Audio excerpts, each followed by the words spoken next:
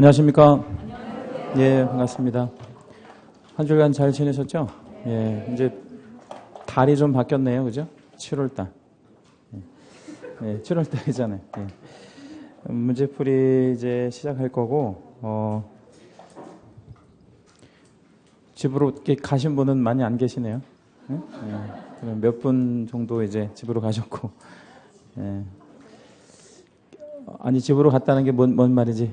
예. 이제 1차만 한다든지 아니면 뭐 이렇게 포기한다든지 이러신 분들이 많지는 않네요. 예. 그래요. 예. 아무튼 열심히 하시면 될 것 같고, 그 예습들은 해갖고 오셨나요? 예. 우리 여기 복도에 그 진도표 이렇게 다 있으니까 진도표에 맞게 예습을 좀 이렇게 좀 해오세요. 예. 그래서 이제 8주 강의 하잖아요. 모든 과목이. 그래서 8주 동안만 좀 잘 따라오시면, 예. 점수로 해서 한 평균 점수로 20점 정도에서 30점까지 올라갈 수 있어요. 예, 그러니까 이제 8주만 고생하신다 이렇게 생각하시면 되겠고, 그 포기하는 거는 9월 정도에 포기해도 예, 전혀 안 늦으니까 8월 달까지 한번 열심히 해보죠. 뭐. 예. 특별히 뭐 이 공부 안 한다고 해서 7, 8월 달에 뭐 특별히 할 것도 없잖아요. 날 더운데. 예, 그러니까 아무튼 뭐 포기는 9월 달에 해도 안 늦으니까 한번 최선을 다해서 한번 해보죠. 예, 그렇게 해서 희망이 보일 수도 있는 거 아니겠어요? 예. 이제 우리가 문제를 많이 안 풀어봐서 그렇지, 이제 문제풀이 들어가면 많이 이제 점수 올라가게 돼 있습니다. 모의고사 참 보셨다면서요? 언제 보셨어요, 모의고사? 지난주 토요일 날? 예, 얼마 안 됐네, 그러면. 예. 문제 쉬웠다면서요? 원장님이 그러던데 문제 쉬웠다고 수강생들 얘기한다고? 예. 여러분이 얘기하신 거 아니에요? 다른 학원 원장님인가 그러면? 여기 원장님이 지금 금방 그러던데 문제 쉬웠다고. 어려웠습니까? 그래요. 자, 예, 알고 있습니다. 예. 자, 우리 이제 문제풀이 한번 해볼게요. 자, 오늘 이제 맨 앞장부터 하실 거고요. 22페이지에 이제 총칙 이론을 좀 간단하게 좀 보겠습니다. 이론은 핵심만 딱딱딱 좀 이렇게 짚어드릴 거예요. 예, 이론은 뭐 문제풀이 과정에서 그렇게 중요한 거는 아니고, 뭐 과목별로 지금 문제풀이 나간 과목도 있나요? 예, 어떤 과목 나갔어요? 공시 또 공시반 들어갔어요. 공시하고 지금 중개사법이 처음이에요. 예. 그러니까 공시 선생님 이거 이론 얘기해 주시나요? 그냥 넘어가요? 예. 다른 과목은 얘기 다 안 할 거예요. 그냥 막 넘어가더라고요. 저도 그냥 넘어가도 되는데. 그래서 잠깐 이제 보고 간다고요. 예. 자, 22페이지 가시면 이제 공인중개사법의 성격이 있는데, 여기서는 그 동그라미 3번을 보시면 상법과 민법에 대한 특별법이다 이런 말 나옵니다. 예. 그래서 상법의 내용은 뭐 그렇게 중요한 건 아니고 민법상의 내용과 충돌하는 경우가 좀 있어요. 예. 그러면 민법을 먼저 적용하는 게 아니고 무슨 법? 중개사법을 먼저 적용한다. 예를 들자면 미성년자가 혼인을 하면 성년이 되는 제도가 있잖아요. 그건 어디에서요? 민법에서 얘기하는 거죠. 그럼 중개사법으로 보면 미성년자가 혼인을 하더라도 여전히 미성년이라는 뭐 그런 거 정도 먼저 적용된다는 거 알고 계시고, 그 다음에 이제 그 2번 내려오시면 재정 목적이 있는데, 직접 목적은 공인중개사의 뭐에 대해서 규정하나요? 업무에 대해서. 그래서 공인중개사 채색 하나만 하시겠습니다. 여기서 말하는 공인중개사는 개공 당연히 들어가는 거고요. 또 넓게 보면 소공도 들어가는 그런 개념이라고 봐야 돼요. 그래서 개공과 소공이 다 들어가고, 개공과 소공은 중개업무를 할 수 있으니까 이들의 업무에 대해서 정할 거고, 그래서 뭐를 제고하냐면 전문성을 제고하고 부동산 중개업을 건전하게 육성하는 게 이제 2차 목적이고요. 그래서 가장 궁극적으로는 뭐 하는 것이 궁극의 목적이에요? 국민경제 이바지. 자, 3번에 용어의 정의가 있는데요. 용어의 정의에서 중개라는 용어에서부터 중개 보존까지 한번 좀 읽어볼게요. 중개는 핵심어만 봅니다. 무엇하는 것. 행위를 알선하는 것. 거기다 채색 한번 할게요. 행위를 알선하는 것. 자, 역으로 질문 한번 드리면 행위가 어떤 행위죠? 여기 안에 문장 안에서 한번 찾아보시면 매매, 교환, 임대차, 그 밖의 권리의 득실 변경을 시키는 행위를 말하죠. 그러면 중개하는 자는 뭐만 합니까? 알선만 하는 거죠. 그래서 중개는 행위를 뭐 하는 거? 알선하는 거. 자, 공인중개사는 뭐를 뭐한 자 이렇게 정의하죠? 자격을 취득한 자. 거기도 채색합니다. 자격을 취득한 자를 공인중개사라고 하고, 중개업이 되기 위해서는 세 가지 요소가 필요하죠. 예, 중개업이 되기 위해서는 세 가지 요소. 첫째, 의뢰 있어야 되고, 두 번째, 보수, 그리고 중개를 업으로 하는, 뭐 이제 중개업의 3요소가 되고, 개공은 무엇 한 자라고 개공을 정의합니까?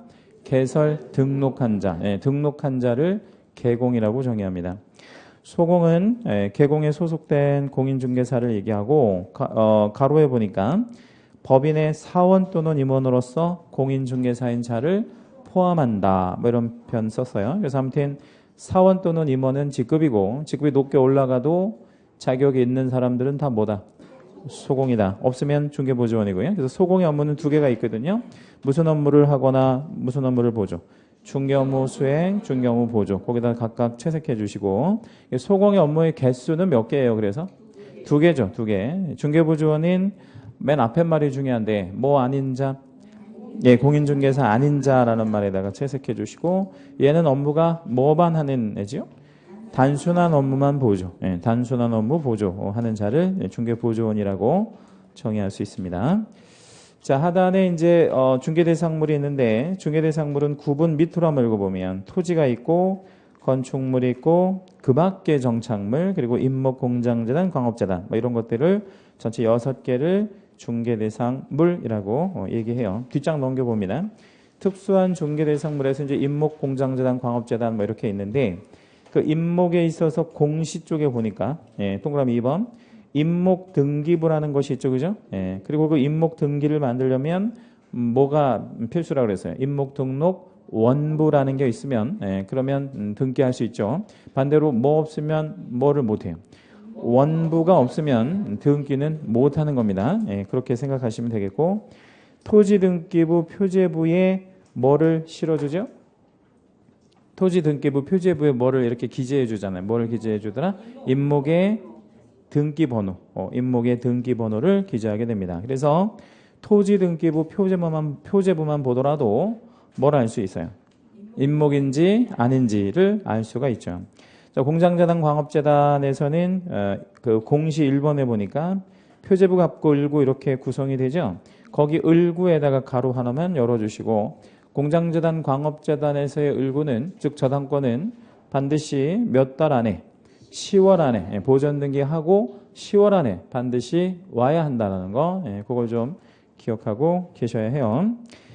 밑에 이제 중개대상물이 될 수 있는 규정 이렇게 기준 이렇게 있는데, 그 1번 항목 첫 줄만 좀 전체 채색 한번 하시고요. 거기다 별표 하나만 잡겠습니다. 중개대상물은 첫째, 무슨 거래가 가능해야 됩니까? 사적 거래 가능할 것. 두 번째는 뭐가 있을 것? 규정이 있을 것. 규정 없으면 중개대상물 될 수 없다는 얘기죠. 그리고 세 번째가 개입 가능성이 있어야 됩니다. 그건 세 개는 좀 머릿속에 넣어놓고 계셔야 됩니다. 자, 문제로 들어가겠습니다. 25페이지 1번. 공인중개사법에 관한 설명으로 틀린 것 이렇게 물었고요. 1번. 공인중개사법은 민법과 상법에 일반법적 지위가 있다라고 했는데, 일반법은 나중에 적용된다는 뜻입니다. 근데 아까 공인중개사법은 민법과 상법에 특별법적 지위가 있다 그랬죠. 먼저 적용되는 법률로서의 지위가 있어요. 1번 틀렸네요. 예. 자, 2번. 공인중개사법은 부동산 중개에 관한 일반법적 성격을 갖는다 이랬는데, 이게 무슨 얘기냐면, 그 1번 문항 밑에다가 한번 좀 요 사례를 하나 좀 적어 놓을게요. 우리가 이제 지역농업협동조합이라는 애가 있죠, 그죠? 예, 그 지역농업협동조합이 있는데, 얘가 중개업을 할 수 있나요? 네, 얘를 무슨 법인이라고 그래요? 중개법인 아니면 특수법인? 얘를 왜 특수법인이라고 하죠? 농지만 해서 특수법인이라고 그러는 게 아니고, 중개사법에 의해서 중개업하는 게 아니라서 그러는 거죠. 그래서 얘는 무슨 법에 의해서? 농업협동조합법에 의해서. 농업협동조합법에 의해서 중개업을 합니다. 그러니까 얘한테 이 법을 당연히 적용해야 되겠죠? 이 법에 의해서 중개업을 하는 거니까. 그런데 얘가 중개를 할 때는, 부동산 중개라는 걸 할 때는 당연히 무슨 법도 적용받아야 되겠어요? 공인중개사법도 당연히 적용받아야 됩니다. 예, 그렇죠? 예, 그러면 지역농업협동조합만 딱 놓고 보면 무슨 법을 먼저 적용, 무슨 법은 나중에 적용. 농업협동조합법을 먼저 적용하고 공인중개사법은 나중에 적용하니까 얘가 부동산 중개를 할 때를 보면, 그러니까 부동산 중개에 있어서만큼은 농업협동조합법에 비해서 공인중개사법은 무슨 법이다? 일반법이 되죠. 얘가 특별법이 되는 거고요. 이런 관계가 성립될 수 있다는 얘기죠. 그래서 아무튼 부동산 중개라고 하는 좁은 영역을 좀 제한해서 본다면 얘는 일반법적 성격이 있는 게 맞습니다. 3번, 공인중개사법은 무슨 법과 무슨 법의 중간에 있다 그래서? 아니, 민법하고 상법의 중간에 있는 법은 없어요. 그런 거를 막 만들어내고 그러면 안 됩니다. 예. 어? 공법과 사법의 중간에 있다 그래서 그걸 뭐라 그러지? 중간법 내지는 양자를 혼합했다 그래가지고 혼합법이라고 표현하기도 합니다. 4번, 공인중개사법은 국내법이다. 국내법이죠. 이거 국제법이 아니니까요. 5번, 개공에게는 상법 총칙편이 적용된다라고 했는데 그 말은 개공이 상법 적용받는다는 얘기잖아요. 개공이 왜 상법을 적용받냐면 상인이라서, 상인이니까. 그래서 이제 상인은 상법에 의해서 이제 기장의 의무라는 게 있어요. 기장의 의무라는 게 뭔 말일 것 같아요? 장부 같은 거, 장부 같은 거, 뭐 수입 지출 뭐 이런 거 써야 되는 그런 의무들이 기본적으로 있습니다. 우리한테. 자, 2번으로 갈게요. 공인중개사법에 대한 설명으로 틀린 거 1번. 공인중개사법은 공법과 사법이 이 두 가지를 좀 혼합한 혹은 중간에 있다 그래서 무슨 법이라고 부른다 그랬어요? 혼합법 뭐 혹은 중간법 뭐 이렇게 표현하기도 하죠. 2번. 공인중개사법은 개공에 선량한 관리자의 주의 의무에 대한 명문의 규정을 두고 있다라고 했는데 거기 선량한 관리자의 주의 의무에다가 채색을 한 번만 해주시고요. 근데 우리 법에는 굉장히 많은 개공들의 의무에 대해서 정하고 있어요. 우리 개수를 세보지는 않았지만 수백 개가 넘는 의무가 있거든요. 근데 그런 의무들이 전부 제 몇 조에 있는 의무이다 이렇게 얘기할 수 있거든요. 근데 유일하게 딱 하나 무슨 의무는요? 선관주의 의무는 명문화된 의무가 아니에요. 그러면 이런 의무를 뭐라고 하냐면 조문이 없다 그러죠. 그래서 이거를 뭐라 그래? 비명문의 의무 이렇게 얘기하고요. 그런데 자 조문도 없는데 법조문도 없는데 왜 의무가 생겼느냐? 왜 의무가 발생하느냐? 그 이유는 판례 때문에 그렇죠. 그래서 선관주의 의무는 유일하게 판례가 인정하는 의무 이렇게 생각하시면 되고 이 의무를 제외하고 나머지 모든 의무는 다 조문이 있어요. 몇 조 이렇게 얘기해 볼 수 있다는 얘기죠. 확인 설명의 의무 25조, 뭐 거래계약서 작성의 의무 26조 이렇게 다 얘기해 볼 수 있는데 요것만 조문이 없다 이거죠. 그건 좀 머릿속에 넣어 놓으시면 좋고요. 2번 틀렸습니다. 3번. 개공에 대한 행정처분 및 벌칙에 대한 규정은 공법적 규정이다 이랬는데 자, 그 문제도 우리 밑에 여백에다가 이렇게 하나만 좀 적어 놓을게요. 우리가 공법이라는 법 영역이 있고요. 사법이라고 하는 법 영역이 있거든요. 그래서 공법이라고 하는 법 영역은 일단 관이 개입이 돼야 돼 무조건. 그래서 관대, 무슨 관계, 민의 관계 이런 걸 공법관계라고 생각하시면 돼요. 무조건 관이 개입되는 거 이걸 공법관계. 사법관계는 누구랑 누구?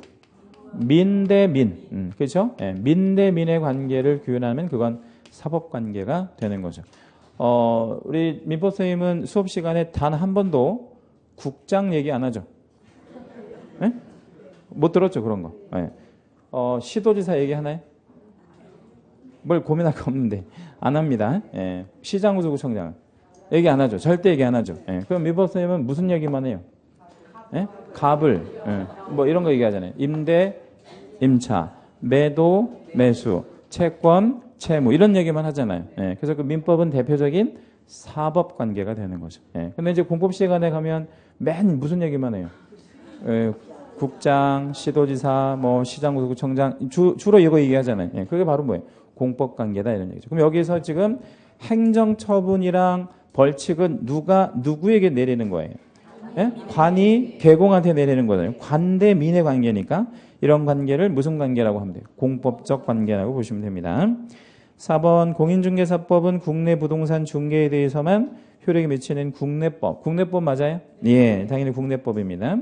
근데 여기서 한 가지 주의하실 거는 외국인에게도 이 법을 적용하나요? 그럼요. 외국인에게도 적용합니다. 그래서 외국인한테 적용하지 않는다 이렇게 또 생각하면 안 돼요. 당연히 외국인도 적용해요. 아무튼 무슨 중개이기만 하면, 그러니까 우리나라에 있는 국내 부동산 중개이기만 하면 이 법은 빠짐없이 적용됩니다. 일반법이니까. 5번 중개계약에 관한, 중개계약에 관한 이런 표현을 썼는데 중개계약은 누구랑 누구 간의 계약인가요? 의뢰인과 개공, 개공과 의뢰인의 계약을 중개계약이라고 합니다. 그런 중개계약에 관한 공인중개사법의 규정은 민법의 위임계약에 관한 규정보다, 위임계약은 누구랑 누가 하는 거예요? 위임인과 수임인이 하는 거죠. 그 관계가 굉장히 유사하잖아요. 그죠? 위임계약이라는 건 부탁을 하는 사람과 부탁을 받아들이는 사람의 관계란 말이에요. 그러면 의뢰인이 개공한테 부탁하나요? 우리 중개할 때 의뢰인이 개공한테 부탁하냐고. 예, 그런 관계하고 좀 비슷하잖아요. 그래서 개공은 그 부탁을 받아주는 사람 쪽에 들어가니까 상당히 그 비슷한 측면이 있는데 양자가, 즉 무슨 계약과 무슨 계약이 비슷하다는 얘기예요. 중개계약과 위임계약이 비슷한데 규율하는 법이 다르잖아요. 예? 중개사법은 무슨 법에 있고 공인중개사법이 있고 위임계약은 민법에 있으니까 서로 다르니까 이게 충돌하는 거 아니겠어요? 예, 그러면 어느 법을 먼저 적용해야 되겠어요? 중개사법을 먼저 적용해야죠. 왜냐하면 중개사법은 민법의 특별법이니까. 예, 그렇게 이해하시면 되겠네요. 3번 문제 별표 하나만 할게요. 예, 3번 문제 별표 한번 해주시고. 예. 자, 오늘 예습을 해오실 때 시간을 몇 분 정도 이렇게 들이셨어요? 1시간 반? 그렇게 들이면 안 돼요. 예, 그렇게 들이면 안 되고, 오늘 문제가 정확히 40문제거든요. 28개, 12개니까 딱 40개잖아요. 그죠? 그럼 몇 분만? 40분만 딱 들여서 공부하시면 돼요. 예습하실 때. 시간을 많이 들이면 그건 여러분 실력이 아니에요. 예? 그러니까 딱 정해놓고, 그러니까 하령 40문제 예습해야 되면 몇 분 안에?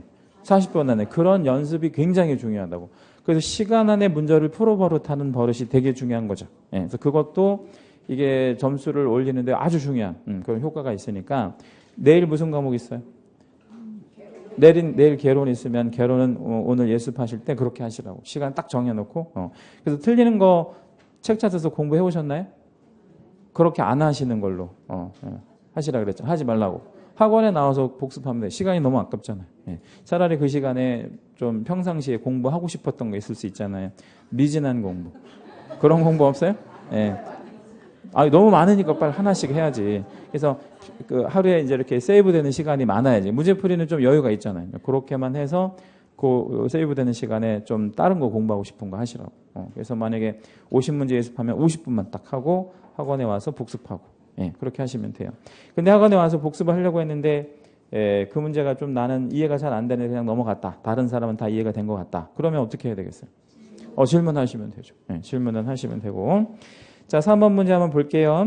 중개사법이 채택하고 있는 제도를 물어본 거예요. 1번 사무소 개설 신고제가 있습니까 지금? 없죠. 예, 좀 개설 등록제가 있지. 신고제라는 개념은 없습니다. 사무소 이전 시 사전 신고 제도가 있어요? 아니요. 사후 신고하죠. 사후 며칠 안에 신고하죠? 10일 안에 신고합니다. 3번 소공에 대한 인장 등록 제도가 있죠. 언제까지? 업무 개시 전까지. 소공이 업무 개시 전까지 반드시 인장을 등록해야 됩니다. 3번 정답이네요. 4. 중개부조원에 대한 거래계약서 작성 권한의 인정 이런 거 없습니다. 예, 중개부조원은 무슨 업무만 보죠? 단순한 업무만 보죠. 이렇게 하는 것으로 인정하고 이해하시고. 5번 개공의 검인 신청 의무제도 이런 거 없죠. 예, 거기다는 밑줄을 한 번만 잡으세요. 검인 신청 의무제도 밑줄 하시고요. 이게 옛날에 있었거든요. 예, 근데 2006년도에요. 예, 2006년도에 없어졌어요. 폐지된 의무입니다. 이게.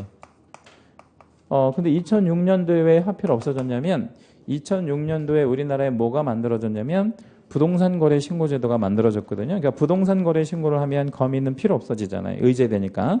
해서 두 가지 의무를 다 부담시키는 좀 부담스러워서 이 의무를 없애버렸습니다. 그래서 지금 개공은 뭐를 신청해줄 의무 없다.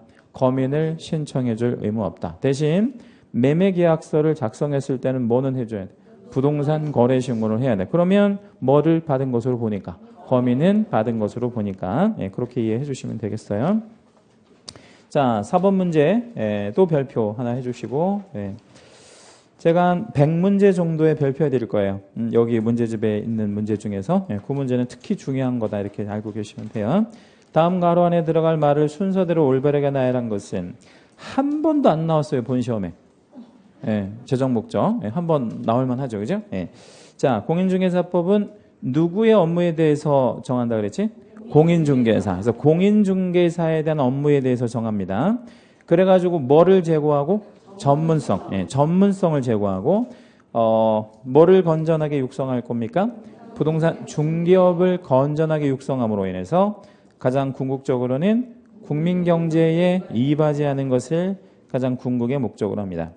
자, 근데 거기서 여러분이 틀릴 만한 게 하나가 있다면 맨 앞에 단어예요. 맨 앞에 단어 다른 문항의 항목들을 한번 볼게요. 그러니까 예를 들자면 공인중개사법은 2번처럼 개공의 업무에 대해서 정한다. 이렇게 나오면 왠지 그럴 것 같아요. 그렇죠? 뭐 3번의 뭐 중개업자도 그렇고 특히 4번 같은 경우에는 개업 공인중개사 등. 그러면 그럴 것 같잖아. 상당히. 그리고 5번에도 보면 공인중개사 등. 다 틀린 말이에요. 그러면 누구만 맞아? 공인중개사만 맞아요. 그래서 그것만 좀 조심하시면 됩니다. 5번은요. 재정 목적이라고 할 수 없는 거. 공인중개사의 전문성 제고 뭐 이런 말 들어가나요? 네. 국민경제 이바지도 들어가죠. 이게 가장 궁극의 목적이니까. 3번 공인중개사 업무에 관한 사항을 규정하고 있다. 이것도 들어가나요?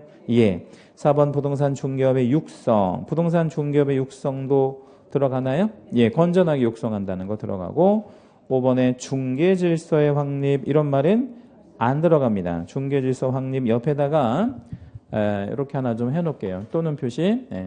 거래질서 확립이라는 말도 들어갈 수 있는데 거래질서 확립이라는 말도 맞아? 안 맞아?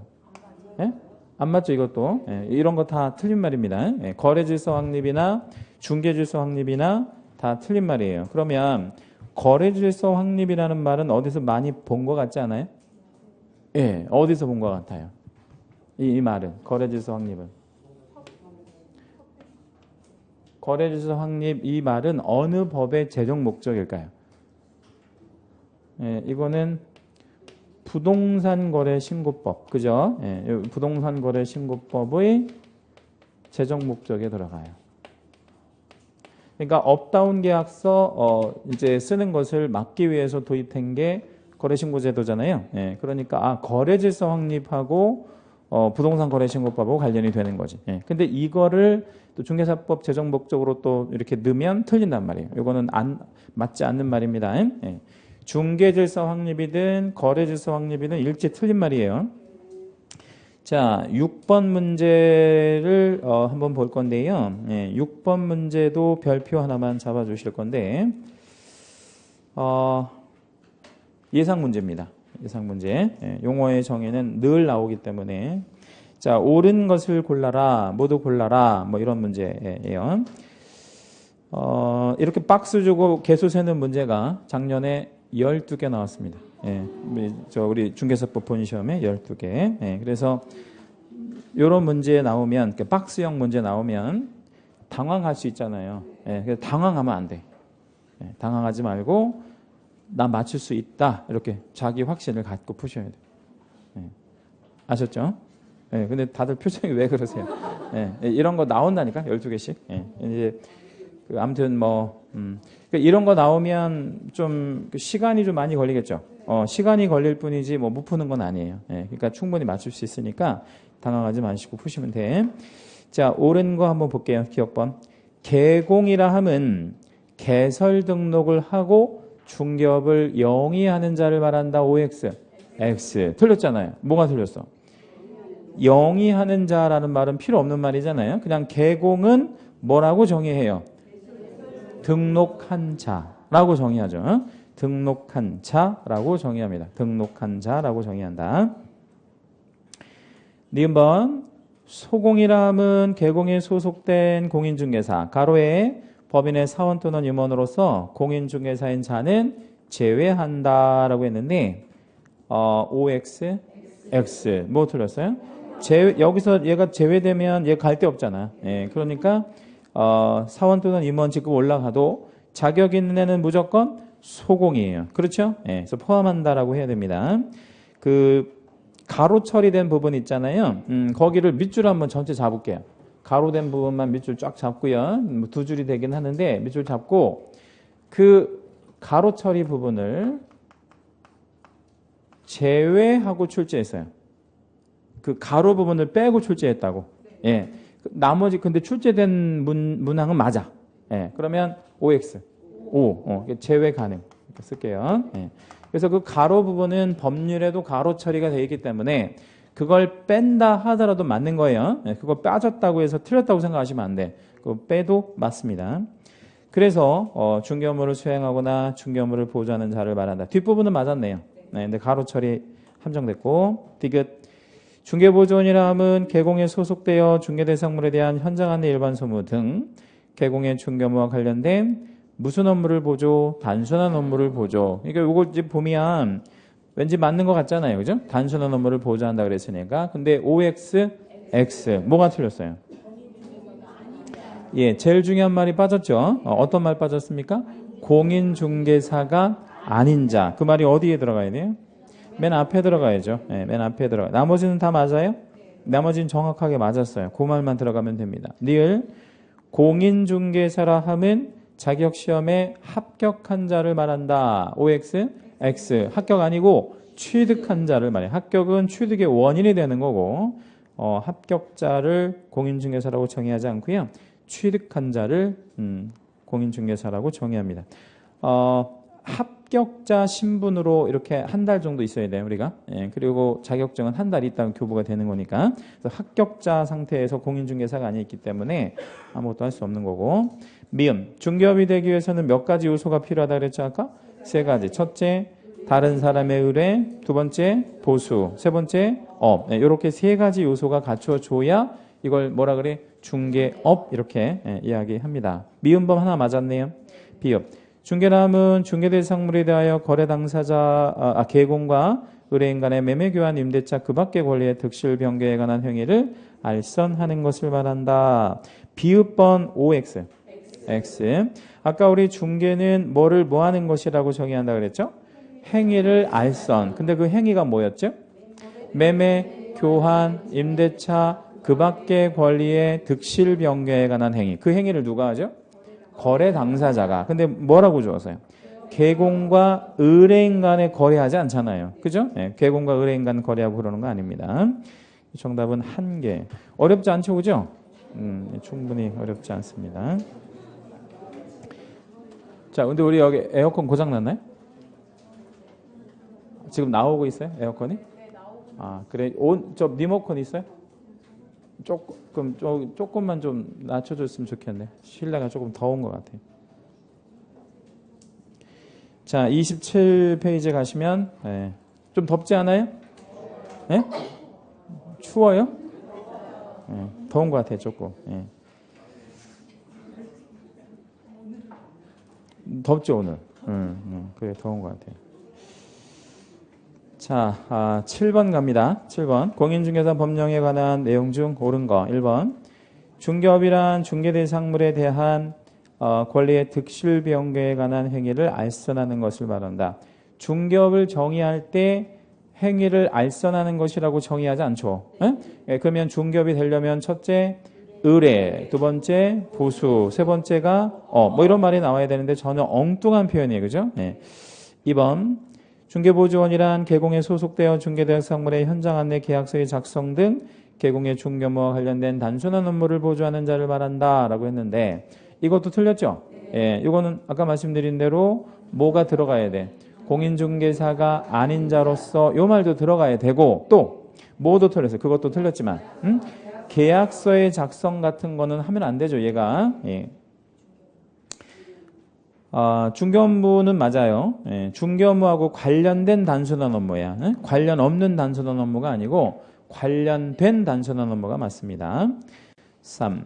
우연한 기회에 단 1회. 자, 거기다가 우리 채색 하나 하시겠습니다. 우연한이라는 단어랑 단 1회라는 단어랑 각각 채색하시겠습니다. 예. 자, 그렇게 하고 우리가 이제 칠판 잠깐 볼게요. 업이 되기 위해서는 무슨 성과 무슨 성이 있을 것? 예, 계속성과 반복성이 있어야 되거든요. 예, 그래서 계속성과 반복성이 있는 행위를 우리가 업이라고 하거든요. 예, 그럼 이와 같은 계속성과 반복성의 반대말을 한번 좀 생각해 본다면 계속적이지도 않고 반복적이지도 않은 거. 그걸 뭐라 그래? 뭐 우연성 같은 거 어쩌다 했다 이죠. 어쩌다 또는 일회성 예, 단 한 번을 했다든지 이런 말 나오면 뭐가 아닌 거예요? 업이 아닌 거죠. 예, 그러면 이제 요거는 문제 푸는 팁인데 우연성, 일회성 이런 말 나오면 결론만 가면 되는 거예요. 자, 어떤 부분? 업이다, 업은 아니다, 업은 아니다. 이렇게 이제 결론만 이해하시면 돼서 이런 문제를 푸는 팁들이 과목별로 많으면 많을수록 좋죠. 왜 좋냐면 문제를 확실히 풀어낼 수 있고 또 뭐예요? 시간을 단축시킬 수 있으니까요. 네, 그렇게 생각하시면 되겠어요. 그래서 3번은 우연한이라는 표현과 단 1회라는 표현이 바로 뭐가 아니라는 표현을 주고 있는 거예요. 업이 아니다라고 주고 있죠. 4. 사무소 개설 등록을 하지 아니한 자가 그러니까 등록을 하지 아니한 자가면 무등록 아니겠어요? 다른 사람의 의뢰에 의하여 의뢰를 받았네. 그 다음에 일정한 뭘 받았어요? 보수. 예, 그리고 중개를 업으로 했대요. 그러면 중개업의 3요소가 다 갖춰진 거네요. 예, 그러면 중개업이라고 볼 수 있다라고 해야죠. 오른쪽 화살표 하시고 이런 걸 소위 뭐라 그래요? 무등록 중개업이라고 하죠. 그러니까 중개업이라는 말은 크게 두 가지 중개업이 있는 거예요. 유등록 중개업이 있고 무등록 중개업이 있는 거죠. 그렇죠? 예. 그러니까 유등록 중개업이나 무등록 중개업이나 다 뭐는 맞아요. 중개업은 맞아. 근데 유등록 중개업은 처벌하지 않죠. 예. 근데 뭐는 처벌해? 무등록 중개업은 처벌을 해야 돼. 몇 년 몇 천이요? 3년 3천에 처벌을 해야 돼요. 예. 근데 만약에 이거를 무등록일 때 중개업이 아니라고 만약에 해버리면 예? 무등록일 때는 중개업이 아니라고 해버리면 처벌을 못하는 문제가 생기니까 처벌을 하기 위해서 이거를 뭐로 처리해줘야 돼? 무등록 중개업이라고 처리해줘야지. 그래야 처벌을 하니까. 예. 자, 5번. 미성년자는 공인중개사법에 의하여 공인중개사 자격을 취득할 수 있다라고 했는데 취득할 수 있나요? 예. 그러니까 미성년자의 정의는 뭐예요? 만 19세 미만자를 미성년이라고 하는데 미성년자가 자격을 취득하는 건 좋은 일이에요? 안 좋은 일이에요? 좋은 일이지. 그거 가지고 손해볼 건 없잖아. 얘가 공인중개사라고 해서. 예, 그래서, 자격을 취득하는 건 아무 상관이 없다. 이렇게 생각하시면 돼요. 예. 민법 선생님이 아버지고 학교는 선생님이 엄마고 그래요. 어떤 아이가. 예. 완벽하지. 예. 그러면 붙지 않겠어요? 예. 몇 살 때? 뭔 5살이 붙어요. 초등학교 한 4학년이면 붙지 않을까요? 예. 아무튼 그러니까 미성년자가 뭐는 될 수 있는데 공인중개사가 될 수 있는데 계공등이 될 수는 없어요. 계공등이 될 수는 없어요. 자, 8번 문제도 별표 하나만 할게요. 다 잘 나오는 판례 지문입니다. 판례 태도로 틀린 것을 찾아라 이런 문제입니다. 1번 거래 당사자 쌍방으로부터 모두 의뢰를 받아야 되는 것이며 어떤 계공이 거래를 알선할 때 그러면 모두 의뢰를 받아야 되는 중개를 우리가 무슨 중개라고 하죠? 쌍방중개. 예, 쌍방중개라고 합니다. 그런데 일방 당사자의 의뢰에 의하여 매매교환 임대차 기타 권리의 득실 변경에 관한 행위를 알선 중개하는 경우도 있을 수 있죠. 이걸 뭐라 그래? 일방 중개라고 해요. 예, 그럼 무슨 중개도 중개다? 일방 중개도 중개다. 예, 1번 판례가 시험에 아주 잘 나옵니다. 매년 나온다고 보시면 돼. 개념은 그렇게 잡으시면 돼요. 무슨 중개도 중개다. 일방 중개도 중개다. 그러면 쌍방 중개하고 일방 중개하고 계공 입장에서는 어떤 게 유리할 수 있어요? 쌍방중개가 유리하긴 하죠. 이유는 양쪽 보수를 다 받으니까. 다만 이제 그 일방중개라 하더라도 여러 번 하면 되는 거잖아요. 그죠? 한쪽만 받더라도 1번이 정답입니다. 포함되지 않는다 그랬으니까 이 중개업의 요건으로서 알선중개를 업으로 한다는 것은 반복 계속하여 알선중개하는 것을 가리키는 것이므로 반복 계속성 없이 우연히 이런 단어 또 나왔네요. 우연히 뭐 일회성 이런 말 나오면 결론만 보시라 그랬어요. 업이다 업이 아니다. 업은 아니다. 2번 맞았나요? 예. 3번 공인중개사 법령상 중개대상물로 규정한 건축물에는 기존의 건축물뿐만 아니라 장래에 건축될 건축물도 포함되는 것으로 본다. 그런가요? 예. 예를 들자면 분양권, 입주권 이런 거 분양권, 입주권 이런 것들을 우리 대법원은 장래의 뭘로 보고 있어요? 장래의 건축물로 보고 있죠. 이런 것도 포함됩니다. 5번 원칙적으로 건물 이외의 토지 정착물은 토지의 일부로서 토지와 별개의 독립한 거래 대상이 될 수 없으나 거기까지 단락을 한번 끊어볼게요. 자, 그림을 한번 그려봐 드릴게요. 자, 이게 이제 땅이고 건물이고 그렇습니다. 자, 이 그림 안에 몇 개의 부동산이 있을까요? 2개. 뭐 한 개? 뭐 한 개? 토지라는 부동산 물건 1개, 건물이라고 하는 부동산 물건 1개. 모두 2개의 물건이 있죠. 그죠? 맞죠? 예. 자, 그러면 또 다른 그림 그려드릴게요.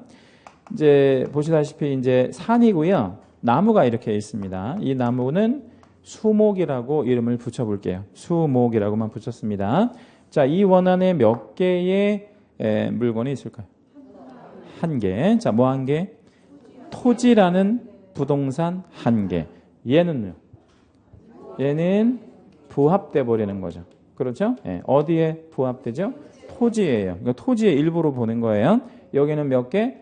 1개의 물건으로 본다. 그럼 단락 끄는 데까지 다시 읽어볼게요. 원칙적으로 건물 이외의 토지의 정착물. 그러니까 건물은 별개의 물건이죠. 근데 건물 이외면 이런 게 있겠네, 그지? 수목 같은 거. 근데 이런 것들은 토지와 별개의 독립한 거래의 대상이 될 수 없으나 왜 없어? 부합물이니까. 뭐 거래되면 뭐는 당연히 따라가는 거예요.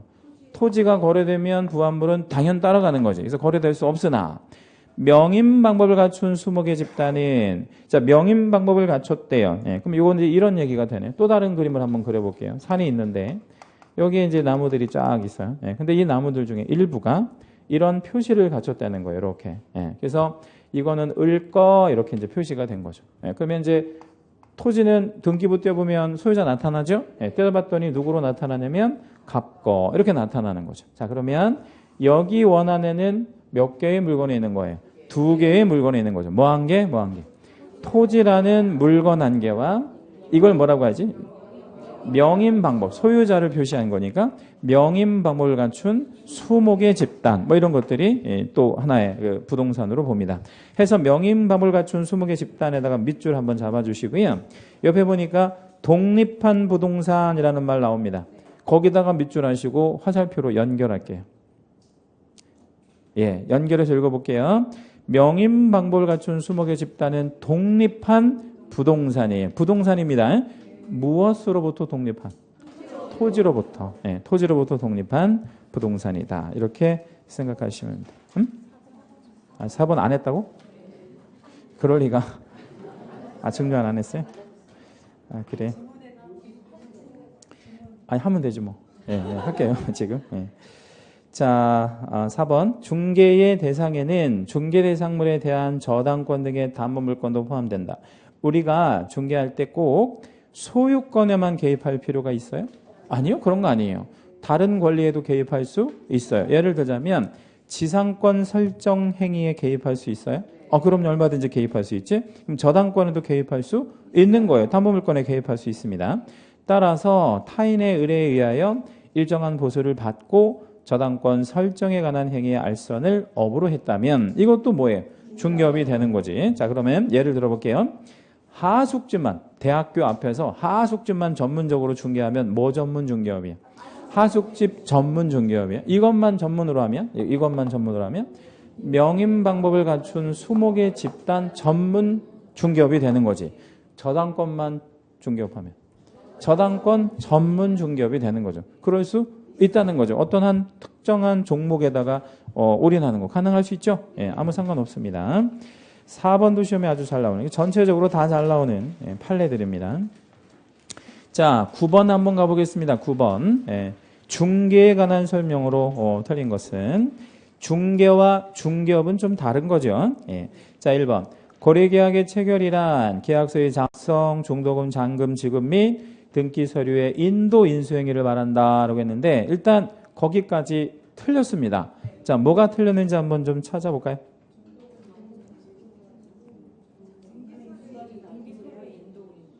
그러니까 계약의 체결이란 이렇게 표현했잖아요, 앞에가. 예, 그러면 계약서가 꼭 작성돼야 돼? 그건 아닌 거지. 예, 또는 중도금, 잔금이 꼭 지급되어야만 거래계약이 체결되나요? 아니에요. 그러면 등기 서류 당연히 아닌 거지. 그럼 거래계약의 체결은 뭐를 말하는 거야? 의사의 합치, 뭐 혹은 중개의 완성, 뭐 이런 얘기죠. 예, 그래서 그런 것들은 다 틀린 말이에요. 예. 그래서 거래계약의 체결과 계약서의 작성이 반드시 일치하는 말은 아닙니다. 예. 뒤에 말은 말도 안 되는 소리들이고. 자, 2번. 부동산 중개가 되기 위해서는 물건이라는 게 꼭 있어야 되고요. 의뢰한 사람, 그 물건을 의뢰한 사람, 그리고 이제 개공, 뭐 이런 것도 필요한데 중요한 건 아니에요. 그런 것들이 있다라는 정도만 알고 계시고. 3번. 중개와 도급이라는 개념이 있는데 이 도급이라는 게 뭐냐면 거기 왼쪽 여백에다가 이거 하나만 좀 잠깐 해놓을게요. 땅을 하나 가지고 있어요, 갑이. 근데 을이랑 계약을 합니다. 무슨 계약을 하냐면 도급 계약을 체결하죠. 그래서 3억 줄게, 3억 주기로 하고 얘한테 몇 층짜리 건물을 지어달라고 했어요. 3층짜리 건물을 지어달라고 한 거예요. 그래서 나는 지금 돈은 없지만 일단 지어줘. 그래서 이제 이거 도급 계약을 체결하고 얘가 이제 이렇게 지어준 거예요. 3층짜리. 그럼 이런 계약을 무슨 계약이라고 하지? 도급 계약. 자, 그러면 중개와 도급은 일의 완성을 목적으로 하는 점에서 동일하나. 그럼 이 도급 계약의 목적은, 궁극의 목적은 뭐야? 건물의 완성이지 뭐. 여기까지 맞죠? 그러니까 중개도 완성하려고 목적으로 하는 거지 뭐. 그래서 그런 면에서는 동일하나. 도급은, 즉 도급 계약은 일의 완성 후에 하자 여부에 따라 그 보수를 감액할 수 있는 계약이다 이랬단 말이에요. 예를 하나 좀 들어보면 여기 이제 3층짜리 집을 줬는데 비가 오니까 여기 뭐가 새네? 물이 새는 거야. 그러면 여러분이 만약에 갑이면 3억 다 주겠어요? 아니면 방수 비용은 빼고 주겠어요?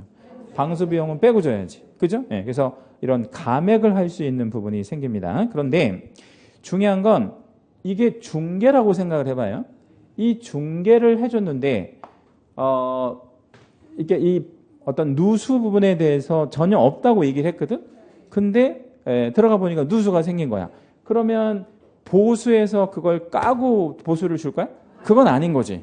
그럼 뭐를 요구할 거야? 보수는 일단 주고 그 다음에 손해배상을 하면 되는 거지. 그래서 중개행위에서는 감액이라는 개념은 없어요. 감액이라는 개념은 없고 뭐를 하면 되는 거야? 손해배상. 근데 도급은 감액이라는 부분이 가능할 수 있고요. 그래서 그런 면에서 좀 구분이 됩니다.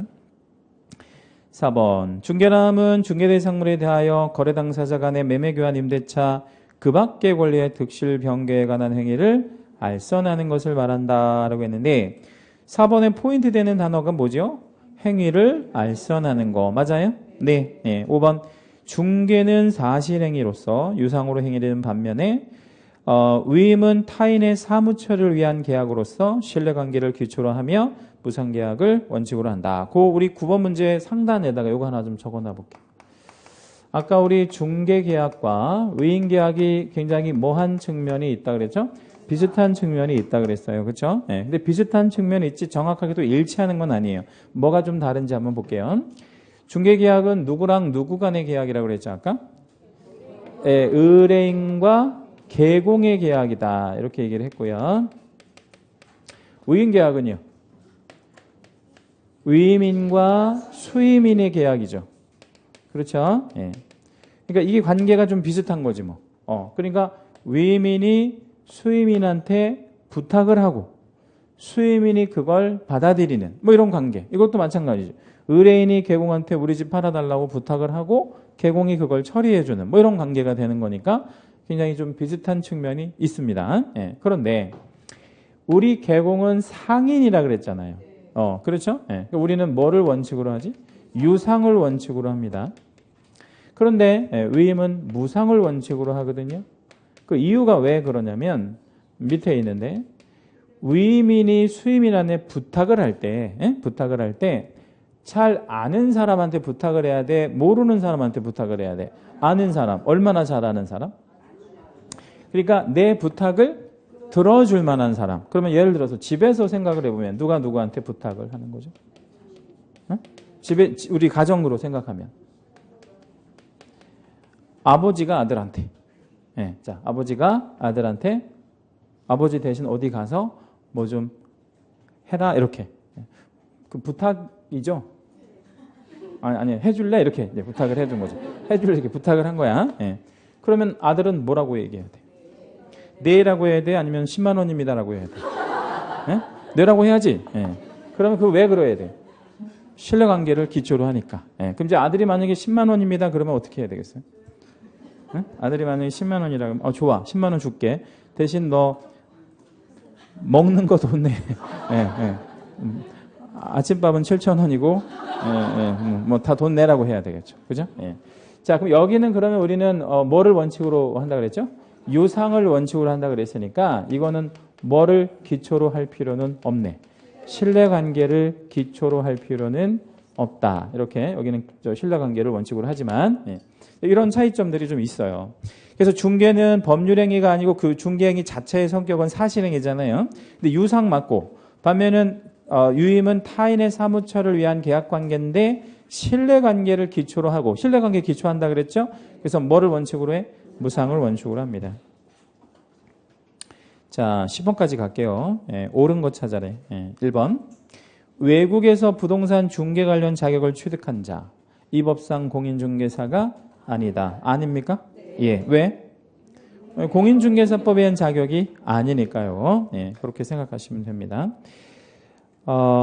제가 지금 안양에서도 강의하는 학원이 하나 있는데 거기 보니까 그 미국 브로커 자격을 갖고 있는 분이 한 분 계시더라고요. 그래서 이제 그거를 이제 저도 신기해서 이제 보여달라고 했는데 우리 왜 신용카드 사이즈 있잖아요. 그리고 신용카드 사이즈에다가 딱딱해. 플라스틱이야. 그리고 사진 이렇게 넣고 이렇게 딱 돼 있는데 발행하는 데가 우리는 누가 그 자격증을 발행하죠? 그 시도지사가. 근데 미국은 그 주지사가 발행하더라고. 뭐 캘리포니아주 뭐 이런 식으로 이렇게. 근데 걔네들이 플라스틱으로 이렇게 발행을 해가지고 가지고 다니더라고. 근데 굉장히 있어 보이더라고. 그래서 아니 우리도 좀 그렇게 했으면 좋겠어요. 이렇게 그 라이센스를 플라스틱으로 발급하더라고. 상당히 있어 보이더라고. 그 디자인도 굉장히 예쁘고. 근데 이제 그거 있는 사람이 왜 공부하고 있는 거예요, 그러면?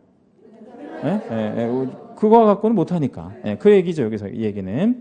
1번이 맞았네요. 2번. 모든 계공은 중개업을 폐업한 후에 다시 등록을 할 수 있다. OX, X. 누구 때문에 안 돼요? 부칙 계공은 뭐 하면 끝?